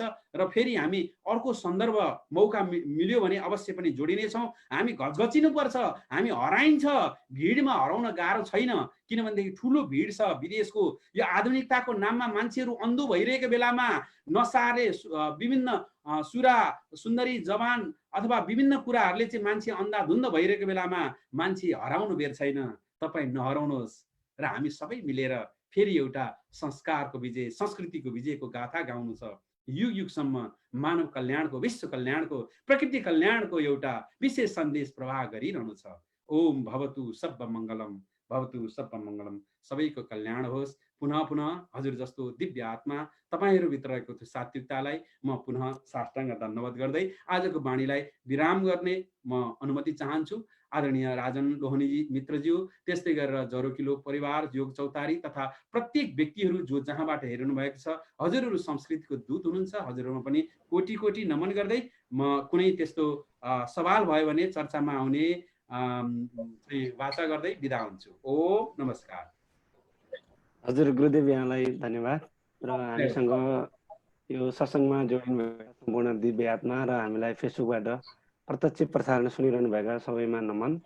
र गुरुजीले हामीलाई भन्नुभयो कि हामी विदेश आउँदा पनि नेपाली भाषा सभ्यता संस्कारलाई कसरी प्रवर्धन गर्न सकिन्छ, आफ्नो आफ्नो परिस्थितिले विभिन्न रहरले होला अथवा बाध्यताले हामी विदेश आएका छौँ भने हामीले आफ्ना सभ्यतालाई कसरी पुनर्जागरण गर्न सकिन्छ, जस्तो अवस्थामा पनि जति सकिन्छ त्यति गर्ने, सबैले एउटा उच्चतम तहमा पुगेर प्रवर्धन नगर्न सक्दा पनि हामीले आफ्नो कार्यक्षेत्रमा, आफ्नो दिनचर्यामा आफ्नो सभ्यतालाई कसरी अगाडि बढाउन सकिन्छ भन्ने नमुना प्रस्तुत गर्नुभयो। गुरुजी अब यहाँ चाहिँ लगभग 40 भन्दा बढी सहरहरूमा घुमिसक्नु भएको छ, त्यहाँ अनेकौं सत्सङ्ग आयोजना गर्नुभएको छ। त्यहाँ चाहिँ युवाहरूको आवाज सुन्दाखेरि हजुरलाई चाहिँ कस्तो महसुस भइरहेको छ, उहाँहरू चाहिँ कस्तो चाहनुहुन्छ, अथवा क्षणिक रूपमा हजुर जाँदाखेरि चाहिँ लहलहैमा पुगिहाल्ने पछि फेरि त्यसलाई चाहिँ निरन्तरता नदिने कस्तो चाहिँ, अनि परिवर्तनको माहौल चाहिँ कतिको छ?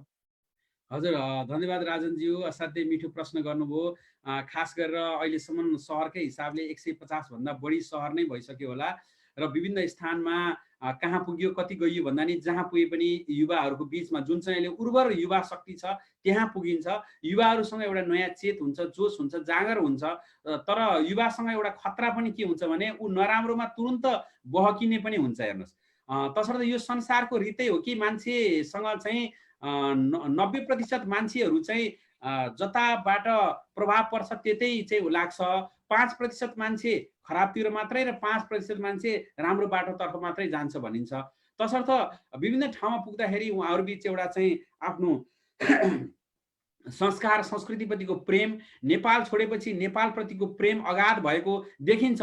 तर त्यो सँगसँगै आफ्नो चेतनालाई गुमाएर विदेशतिर टहलिनु, विदेशीको अन्धाधुन्द नक्कल गर्नु, अनि भट्टी र जुवाघर अथवा विलासितामा मात्रै रम्नु, केही आर्जन गरेको त्यतै सक्नु, अथवा केही उठाए पनि त्यो चाहिँ एउटा देख्ने र देखाउने कुरामा मात्रै लगाउनु र त्यस्तो कुरामा लागेको देखियो। धेरै जसो कुलतमा फसेको पनि देखियो। र त्यसमा चाहिँ तर जब हामी पुग्छौँ, जागरण देखाउँछौँ, यो पनि सम्भव छ है।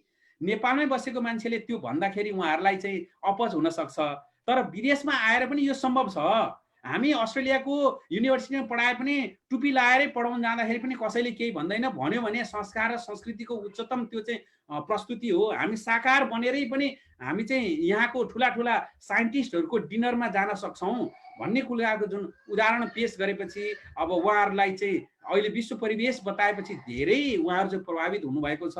र हामी ढिलो चाँडो अवश्य पनि हामी हाम्रो संस्कारलाई हामी बाँचेकै समयमा एउटा विदेशका विभिन्न ठाउँहरूमा हामीले त्यसको आयतन बढाउनेछौँ। र यो एउटा ऋषि सभ्यता, यो एउटा वैदिक सभ्यता, यो मानव कल्याणलाई उठाउने सभ्यता र मोक्षसम्म पुर्याउने एउटा विशेष मानवीय उद्धारको सभ्यता चाहिँ जीवन्त रहन्छ। त्यसको लागि चाहिँ हामी रहिरहनुपर्छ।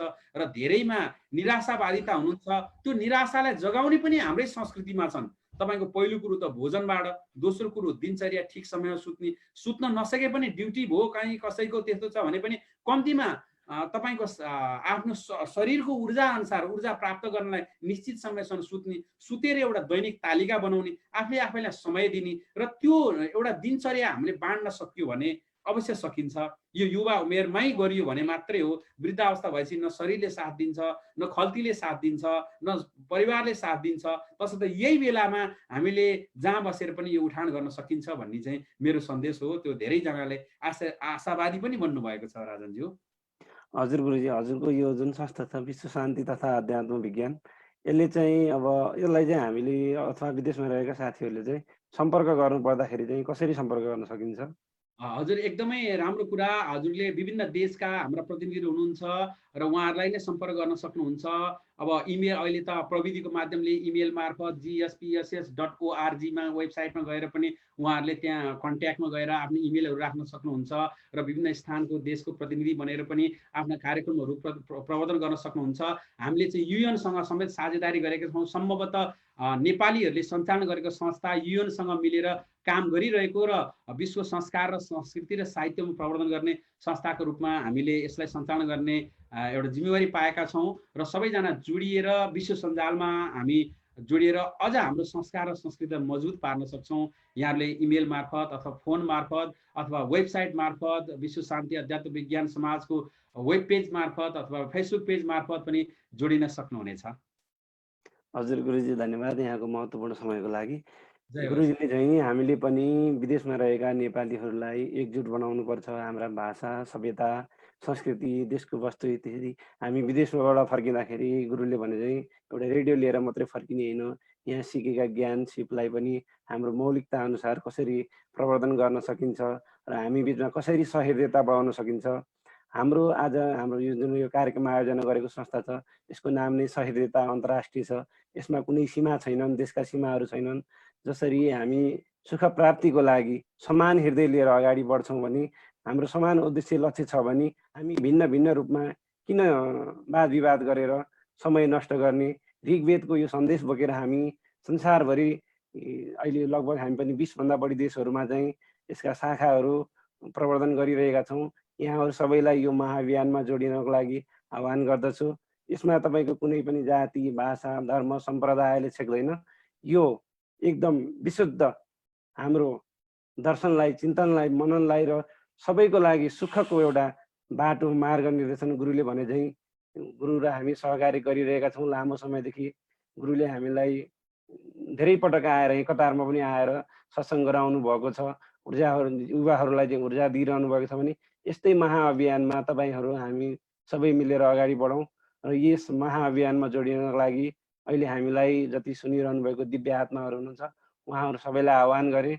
यो जरोकिलो कुनै एउटा पार्टीको लागि होइन, यो कुनै एउटा व्यक्तिको लागि होइन, यो तपाईँ हाम्रो जीवन, सभ्यता र संस्कारको लागि हो भन्ने बुझौँ र यसमा जोडिनको लागि आह्वान गर्दछु।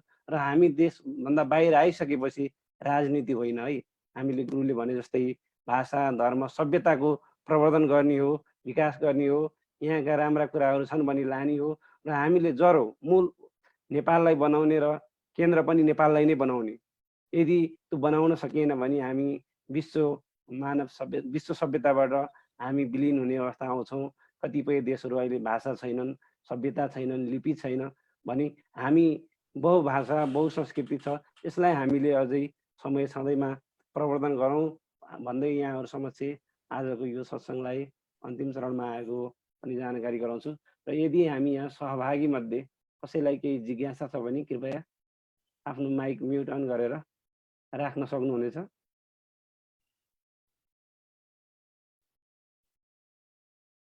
हजुर स्वागत छ।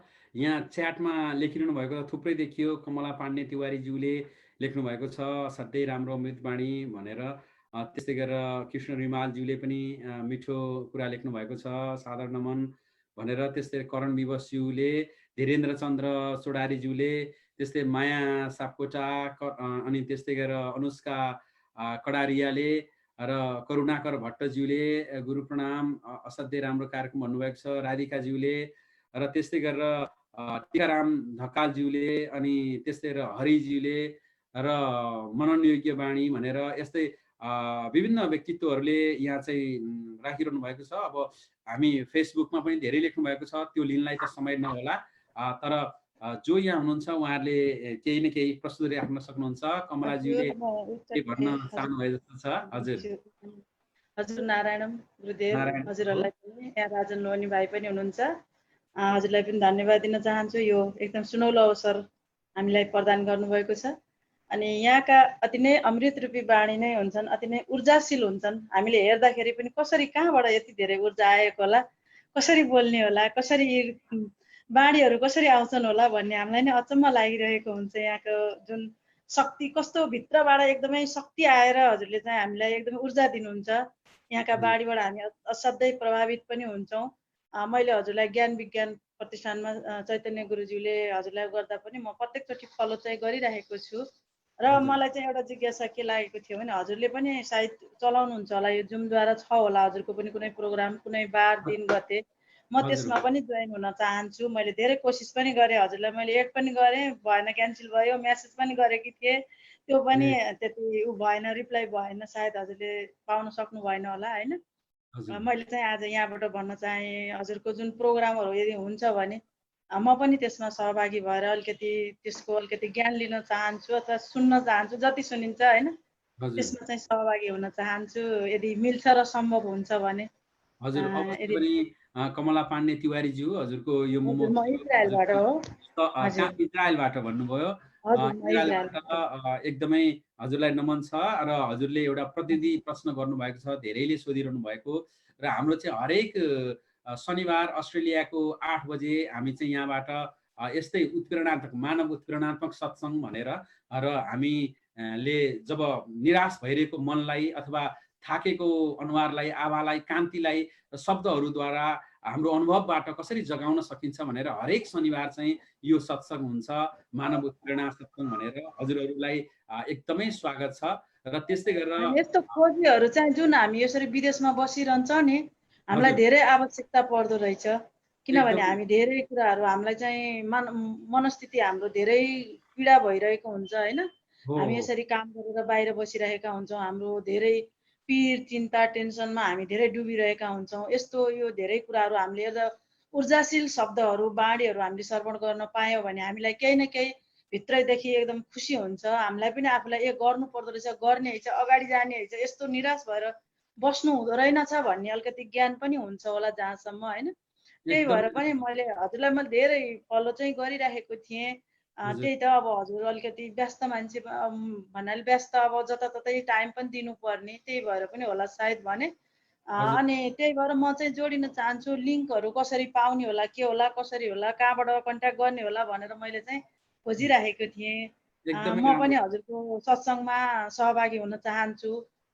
त्यसो हुँदाखेरि मलाई पनि त्यसमा चाहिँ सहभागी पक्कै पनि बनाइदिनुहुन्छ भन्ने विश्वास लिएकी छु है। हजुर दिदी, यसमा म तपाईँलाई जोडिदिन्छु। तपाईँ गुरुजीसँग सम्पर्क गर्ने सूत्रहरू पनि दिन्छु।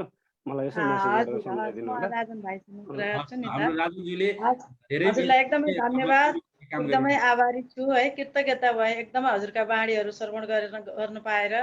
र राजन पक्कै पनि राजन भाइहरूले यो 0 किलोबाट यो लिनुभएको होला जस्तो मलाई लाग्यो, संयोजन गर्नुभएको होला जस्तो लाग्यो। यहाँहरूलाई पनि धेरै धेरै धन्यवाद। यो सुनौलो अवसर हामीलाई जुटाइदिनु भयो होइन, नत्र भने हामीले कहाँबाट सुन्न पाउँथ्यौँ। यहाँहरूलाई पनि एकदमै हार्दिक आभार व्यक्त गर्न चाहन्छु। र हस्त गुरुज्यू नमन गर्न चाहन्छु। धन्यवाद कमलाज्यू। र धेरै साथीहरू युगपति पौडेलज्यू र त्यस्तै विभिन्न साथीहरूले पनि यस्तै सोधिरहनु भएको छ। यहाँहरूलाई पनि धेरै धेरै धन्यवाद। राजनजी, अब कसैको त्यस्तो केही छ? नम्रता दिदीले हात उठाइरहनु छ। दिदी, यहाँलाई स्वागत छ। हजुर हजुर, आदरणीय गुरुदेव लगायत उपस्थित सम्पूर्णमा नमस्कार भन्न चाहन्छु। म नम्रता उप्रेती, नेपाल घर झापा हो भने हाल चाहिँ म पनि इजरायलबाट यहाँ जोडिएकी छु। 0 किलो प्रतिष्ठानको म पनि सदस्य भएको गुरुदेवलाई जानकारी गराउन चाहन्छु। हजुर हजुर गुरुदेव, निकै नै हजुरको चाहिँ होइन विचारले म पनि एकदमै प्रभावित भएको छु। जुन चाहिँ हजुरका बाणीहरू सुन्दाखेरि हजुरको सङ्गतले त बाटो बिराउन लागेका व्यक्तिहरूले पनि सही बाटो चाहिँ प्राप्त गर्नेछन् होइन। म पनि एउटा एकदमै निराशाबाट हिँडिरहेको व्यक्ति, जुन हजुरको सुख सूत्र किताबले चाहिँ मलाई एकदमै धेरै होइन यति ऊर्जा त्यही किताबको मार्फत चाहिँ हरेक कुराहरू म होइन अहिले जुन ठाउँमा छु त्यो पनि मेरो एउटा ऊर्जाको स्रोत हो। हजुरलाई म आभार व्यक्त गर्न चाहन्छु। अनि अर्को कुरा, हजुर समक्ष चाहिँ होइन मेरो छोरी पनि अस्ट्रेलिया भएको कारणले गर्दा मैले मेसेजमा हजुरलाई 1 दुईचोटि पठाएँ। थाहा छ होइन हजुर चाहिँ व्यस्त हुनुहुन्छ, धेरै चाहिँ अब व्यक्तित्वहरू हजुरको चाहिँ सम्पर्कमा भएको कारणले मैले त्यति धेरै फेरि डिस्टर्ब गर्न चाहिनँ। कसरी अब सिडनीमै भएको कारणले हजुरलाई चाहिँ सहज तरिकाले कसरी चाहिँ हजुरको सामिपमा मेरो छोरी चाहिँ पुर्याउन सक्छु, यो कुरा मलाई अस्तिदेखि सोध्न मन लागेको थियो हजुर समक्ष। कस्तो तरिकाले होइन नानीको साथीहरू पनि छन्, यहाँ नानी जोडी पनि राखेकी छिन्, अहिले सुनेकी छिन् कि छैन मलाई थाहा छैन, आराध्या खनाल उनको नाम। अनि कसरी मैले हजुर समक्ष मेरो नानीलाई हजुरको सामिपमा पुर्याउन सक्छु, छोटकरीमा बताइदिनुहुन्छ कि गुरुदेव? हस् नम्रताज्यू, धेरै धेरै धन्यवाद। हामी अस्ट्रेलिया बाहिर भएका साथीहरूसँग भर्चुअली अर्थात् जुमबाट हामी हरेक शुक्रबार नेपालको बिहान 6:45 बजे जोडिन्छौँ।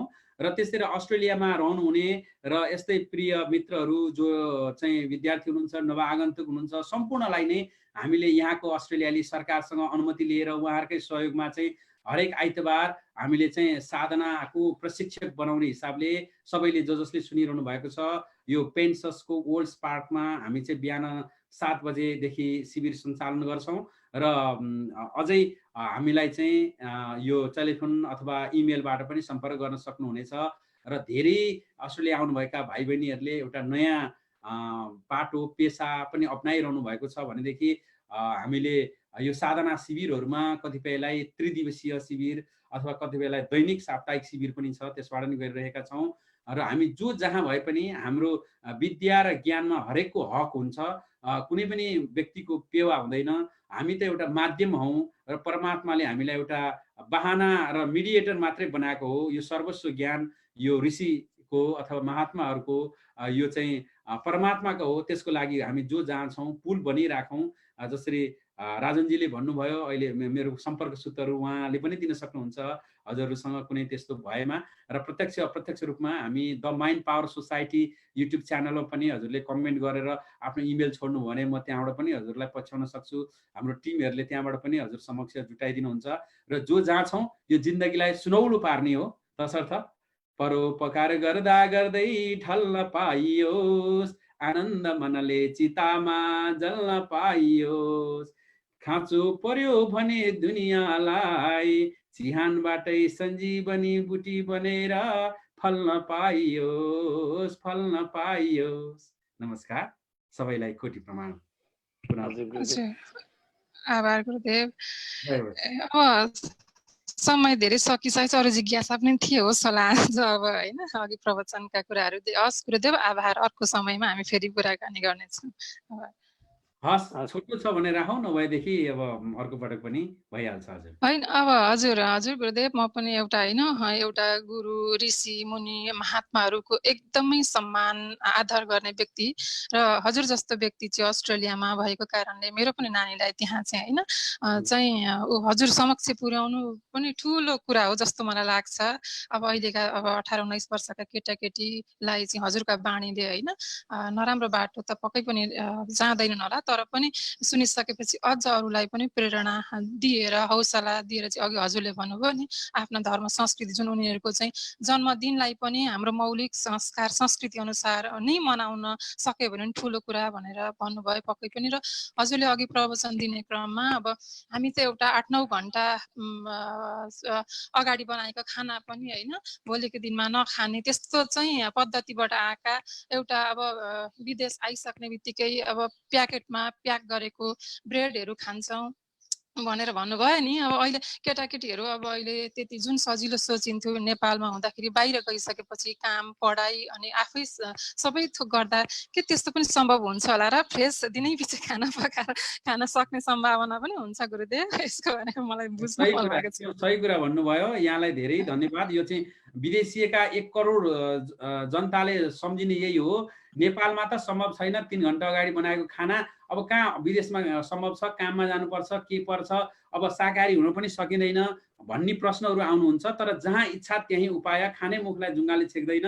र मैले चाहिँ हाम्रो आश्रममै ल्याएर चाहिँ भिजिट पनि गराउने गरेको छ। हामी कहिले पनि डाइनिङ टेबलमा बस्दैनौँ। हाम्रो संस्कृति र हाम्रो आयुर्वेदले भन्छ पनेटी मारेर चकटीमा बसियो भनेदेखि त्यसको भोजन राम्रोसँग पाचन हुन्छ। तसर्थ हामीले चाहिँ विदेशमा बसेर पनि त्यसको निरन्तरता गरिरहेका छौँ भनेदेखि तपाईँ अझ आधुनिक देशहरूमा अब मैले भनि नै हालेँ 20,000 कुराहरू चाहिँ यहाँ चाहिँ भिगन बन्नुहुन्छ वर्षेनी। र अब यहाँको एकदम त्यस्तो रेस्टुरेन्टहरू प्रख्यात रेस्टुरेन्टहरूले समेत जस्तो म्याकडोनल्डले समेत भिगन बर्गर भनेर अहिले निकालिसकेको छ। त्यस्तै बासी खाना कहाँ सम्भव छ र भनेर 7 दिनदेखि पकाएर बस्नेहरू पनि यहाँ हुनुहुन्छ।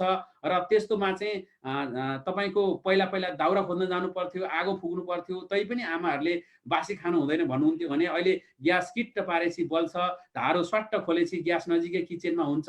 2 मिनटमा तपाईँले मजाले ताजा गहुँ लिएर आएर अहिले ग्राइन्डर मेसिन छ, 2 औँलीले हालेपछि ताजा पिठो निस्किन्छ। त्यसलाई चाहिँ तपाईँले कुन प्रकारले बनाउन सक्नुहुन्छ।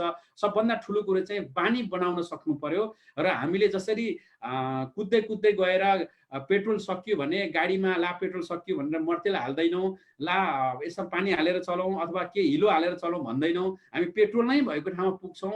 पुगिएन भने मोटरलाई बोकाएर नै पुर्याउँछौँ भने मान्छे त यो $अरबौँ डलरको मोटर भन्दा पनि महँगो हतार भयो भन्दैमा एउटा चाहिँ विषादीयुक्त खाना, हतार भयो भन्दैमा एउटा जिब्रोको स्वादले मात्रै खाने खाना, त्यो खाँदा हाम्रो शरीर मात्रै बिग्रिँदैन, हाम्रो भित्रका इन्जाइम्स बिग्रिन्छन्, चेतना र बुद्धि बिग्रिन्छ, हाम्रो वंश बिग्रिन्छ। तसर्थ चाहिँ हामीले यो विश्वमा जुनसुकै ठाउँमा रहे पनि हामी उदाहरण हुने हो। अरूबाट हामी प्रभावित हुने हो र गोराहरू चाहिँ आउन्न हाम्रो शिविरमा यस्तो पनि सम्भव रहेछ ल भन्ने होस्, अनि तपाईँ कहाँको भन्दा नेपालको हो, ओहो नेपालीहरू कस्तो स्वस्थ शाकाहारी खाएको भन्ने होस्। जहाँ बसे पनि एउटा गमलामा नै धनिया उमार्न सकिन्छ पेस्टिसाइड नभएको। हामी यहाँ बसेर अस्ट्रेलियामा पनि हामी आफ्नै कमाइले हाम्रै गार्डनमा उमारेको हामी चाहिँ तरकारी खान्छौँ। अस्ट्रेलियामा भने अन्य देशमा त एउटा सम्भव भएसम्म कौसीमै पनि एउटा खोर्सानी रोप्न सकिन्छ अथवा जे गर्न सकिन्छ। अनि तपाईँको माटोप्रति एउटा जीवनशैलीप्रति चाहिँ प्रबन्धन गर्न सकिन्छ। जहाँ इच्छा त्यही उपाय हो, केही फरक पर्दैन। हामीले चाउचाउ नै खानुपर्ने, पाउरोटी नै खानुपर्ने, जाम नै दल्नुपर्ने भन्ने छैन। हामी आफ्नै तरिकाले गिलो रोटी बनाएर खान्छौँ, प्रष्ट ल्याएर फापरको दाना लिएर आएर ग्राइन्डर मेसिनमा पेलेर एकैछिनमा चाहिँ त्यो चाहिँ एउटा रोटी बन्छ। यस्तो ताजा छ। अनि जिब्रोको स्वादको पछि लागेर जाने, पार्टी छ आज भनेर जाने, अनि 9 बजेपछि पार्टी सुरु हुन्छ। अनि त्यो चिसो आइसको डल्ला हालेर चाहिँ खाने, त्यसपछि मुटुलाई खत्तम पार्ने, हाम्रो जठर अग्नि बिग्रिसकेको हुन्छ त्यतिखेर।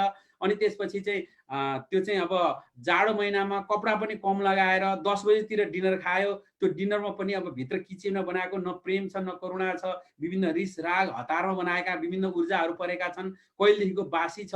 त्यो खाएर आएर अनि सुत्दाखेरि अनि के बुद्धि बन्नु, अनि कस्तो अर्को वंश बन्नु, अनि कसरी चाहिँ भविष्य बन्नु। तसर्थ यो सम्भव छ। यो यहीँ गोराहरूले नै सुरु गरिसकेका छन् यहाँ भनेदेखि हामी त्यहाँबाट आएको मान्छे त्यो सकिँदैन भन्नु, हतार छ, काममा जानु छ, म खाना बनाउन सक्दिनँ भन्नु।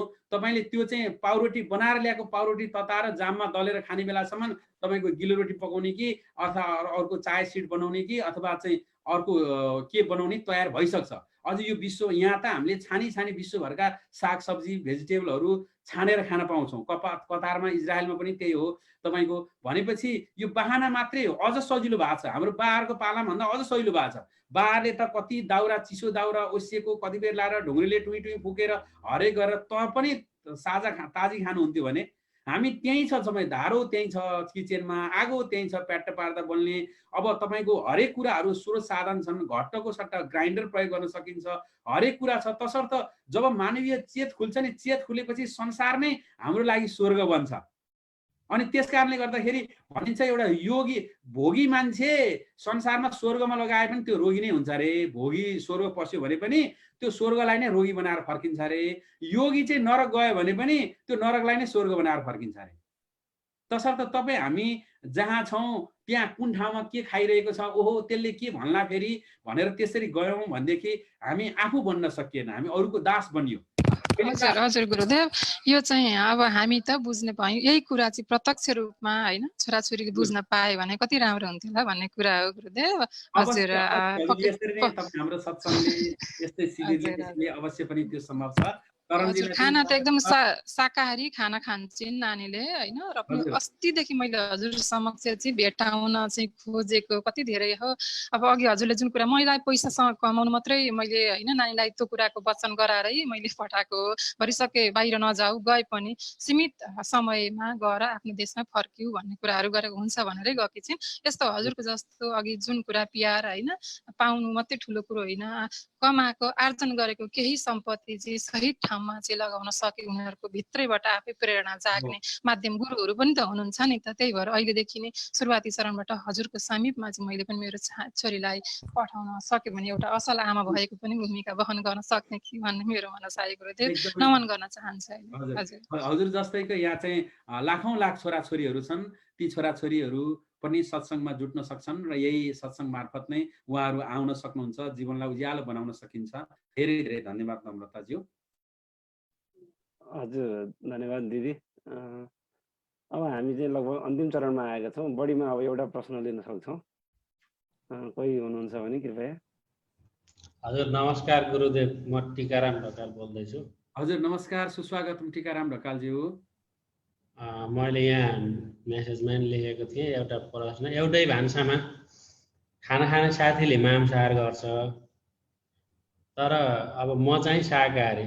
हजुर हजुर खाना त छुट्टै छुट्टै पकाइन्छ, तर एउटै किचन हुन्छ, एउटै ग्यास हुन्छ। अब विदेशमा हामी बस्दाखेरि त त्यो सम्भव हुँदैन।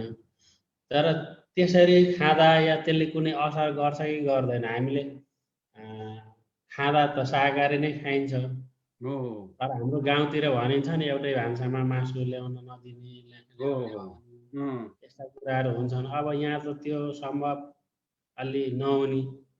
अब त्यसरी खाँदा हामी शाकाहारीलाई त्यसले त्यो जुन अब भनौँ न स्मेल आएको हुन्छ, अब हरेक कुराहरू यताउता भएको हुन्छ, त्यसले कतिको असर गर्छ?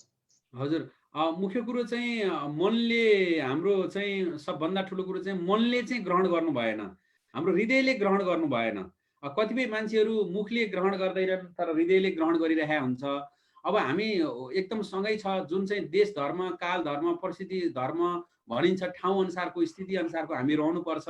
हजुरको जस्तै बाध्यता अन्य व्यक्तिहरू पनि हुनसक्छ। यहीँ सिडनीमा पनि 4-5 जना विद्यार्थी सँगै बस्नुहुन्छ, कोही शाकाहारी हुनुहुन्छ र सकेसम्म चाहिँ हामीले आफ्नै सामग्री प्रयोग गर्ने कि आफ्नै भाँडा बर्तनहरू, भान्सा एउटै भए पनि भाँडा छुट्टै हुनसक्छ, त्यसमा भाइब्रेसन, त्यसमा नेगेटिभ ऊर्जाहरू जाँदैनन्, त्यसमा चाहिँ नराम्रा विषाक्त कुराहरू जाँदैनन्। हामीले पखालेर धोए पनि ऊर्जाहरू भनेको कहिल्यै नष्ट हुँदैन। तसर्थ त्यही भएर नै हाम्रो पुर्खाले शौचादी गर्नलाई कोपारा अनि भात खानलाई थाल भनेर छुट्टा छुट्टै गर्नुभयो, नत्र त्यसैलाई माझेर खाँदा पनि हुन्थ्यो होइन। त्यसर्थ त्यो चाहिँ एक खालको हाम्रो बर्तनलाई अथवा भाँडाहरूलाई हामीले फरक गर्न सकिन्छ पक्कै पनि भने। दोस्रो कुरो चाहिँ अब त्यस्तो बाध्यतामा पर्दाखेरि हामीले चाहिँ मनलाई चाहिँ ग्रहण नगर्ने। अब हाम्रो तपाईँको शुद्धताले गरेपछि त्यसको फल तपाईँलाई शरीरलाई जसरी नै प्राप्त हुन्छ भनेदेखि अब त्यो सधैँ जिन्दगीभर नै बिताउनु पर्ने होइन, त्यसका विकल्पहरू बिस्तारै निस्किन्छन् र त्यो केही समय बसाएपछि तपाईँले चाहिँ विकल्प खोजेर गर्न सक्नुहुन्छ। अझ सकिन्छ भने त्यहीँ बस्दा बस्दै तपाईँबाट चाहिँ अरू साथीहरूलाई तपाईँको लाभ, तपाईँको मनमा आएको आभा, कान्ति, तपाईँमा आएका खुसियालीका कुराहरूले उहाँहरूलाई पनि परिवर्तन गर्न सक्छ। र हामी जहाँ छौँ, देश धर्म, काल धर्म, परिस्थितिलाई त पालन गर्नु पर्छ नै, तर हामी डु योर बेस्ट भनिन्छ, लिभ गट टु रेस्ट। र जहाँ छौँ त्यो परिस्थितिको बेस्ट प्र्याक्टिस गरौँ। त्यो चाहिँ हाम्रो जुन चाहिँ यो एउटा ऊ रहन्छ, हाम्रो चाहिँ जहाँ छौँ त्यसको उत्तम के हुनसक्छ, उत्तम क्रम, त्यसलाई चाहिँ हामीले पालन गर्ने हो। हजुर जहाँ हुनुहुन्छ त्यहीँ त्यसलाई नै सकिन्छ साथीहरूलाई रूपान्तरण गर्ने प्रयास गरौँ अथवा राम्रो लाभ बाँड्ने प्रयास गरौँ। सकिँदैन भने पनि आफू चाहिँ बचावट गर्दै रहन सकिन्छ भन्ने मलाई लाग्छ। हजुर हजुर गुरुदेव, अब हामी आजको सत्सङ्गलाई अन्तिम चरणमा आएका छौँ। हस्, धन्यवाद। हजुर हजुर, सहिष्णुता अन्तर्राष्ट्रियको यो सत्सङ्गमा सहभागी हुनुभएका सम्पूर्ण दिव्य आत्माहरूमा पुनः एक नमन गर्दै, यो हाम्रो जरो किलो महाअभियान अन्तर्गतका विभिन्न संस्थाहरू छन्। यो एउटा जरो किलो महाअभियानलाई तपाईँहरूले एउटा विश्वविद्यालय रूपमा लिन सक्नुहुनेछ। यहाँ तपाईँका रुचि अनुसारको क्षेत्रमा अध्ययन, अनुसन्धान सामग्रीहरू हामीले प्रस्तुत पनि गर्दै जानेछौँ भने तपाईँहरूसँग भएका ज्ञान सिपलाई हामीलाई मद्दत गर्न चाहनुहुन्छ भने, त्यसलाई तपाईँका ज्ञान सिपलाई प्रवर्धन गर्न चाहनुहुन्छ भने त्यसमा हामी सहकार्य गर्न पनि तयार छौँ। यहाँहरू सबैलाई आह्वान गर्दछौँ, आउँ तपाईँ हामी सबै मिलेर एउटा समृद्ध राष्ट्र बनाउनलाई अग्रसर बनाऊ। र त्यसको लागि तपाईँहरूले जरो किलो महाअभियान लेख्नुभयो भने युट्युबमा, फेसबुकमा हामीलाई सजिलै भेटाउनुहुनेछ। तपाईँहरू केवल म त्यति आह्वान गर्न चाहन्छु, त्यहाँ भएका ज्ञानहरूलाई तपाईँहरू लिएर तपाईँहरूको जीवनलाई एउटा सुन्दर बनाउनुहोस्। जरो किलोसँग जोडिनुहोस् नजोडिनुहोस् त्यो तपाईँको व्यक्तिगत विचार हो, र तपाईँ त्यहाँको ज्ञानले तपाईँ समृद्ध बन्नुहोस्, हामी त्यति चाहन्छौँ। प्रत्येक नेपाली समृद्धको यात्रामा अगाडि बढुन्, स्वयं विवेकी बनुन् र आफ्नो जरो किलो आफूलाई स्वयं निर्णय गर्न सक्ने एउटा समृद्ध व्यक्तित्व, परिवार र समाज निर्माणमा अग्रणी बढौँ भन्ने आह्वान गर्दै यहाँहरू समस्या आजको यो सत्सङ्गबाट हामी सबै बिदा हुन चाहन्छौँ। र गुरुजी अन्तिममा केही भन्न चाहनुहुन्छ भने? हजुर धन्यवाद राजनज्यू। हामी चाहे जुनसुकै नामले चिने पनि जुन आत्मरूपान्तरण सबभन्दा ठुलो कुरा हो र जरो किलो हाम्रै अभियान हो, विश्व शान्ति परियोजना हाम्रै अभियान हो, अर्को कुनै एउटै अभियान हो। जसरी रुखले रुख टिक्नको लागि एउटा रुखले भ्याएर भने अर्को जरो फाल्छ, अर्को जरोले भेटेन माटो भने झन् फेरि अर्को जरो फाल्छ, त्यस्तै गरेर हामी सबैजनाले हाम्रो यो साझा अभियान हो र जरो किलो सदृढता र यो सम्पूर्ण जे नाम आए पनि र हामीले आत्मरूपान्तरण गर्दै त्यो परम सत्तामा पुग्ने प्रयास गरौँ। ढिलो कहिल्यै पनि हुँदैन र हामी जहाँ छौँ, जसरी छौँ र आजैबाट साना साना कुराबाट हामीले परिवर्तन गर्न सक्छौँ। यो जति भाषण सुने पनि श्रवण, मनन र निधिध्यासन, पहिला सुन्ने र दुईचोटि त्यसलाई चाहिँ मनन गर्ने र तेस्रो चोटि चाहिँ त्यसलाई व्यवहारमा लिएर आउने हो। र तसर्थ आजैबाट हामीले चाहिँ त्यसलाई पालन गरौँ। हामी यही बाँचेको युगमा फेरि माथि गएर आनन्दले एउटै चेतना भएर मिल्नेछौँ। र यो अवसर जुन जुर्यो जरोकिलो अथवा सहृदयता अन्तर्राष्ट्रिय समाज राजनज्यू तपाईँहरूको यो स्तुत्य कार्यलाई पुनः म आभार प्रकट गर्दछु। फेरि अवसर मिल्यो भने फेरि जोडिनेछौँ। हजुर गुरुदेव।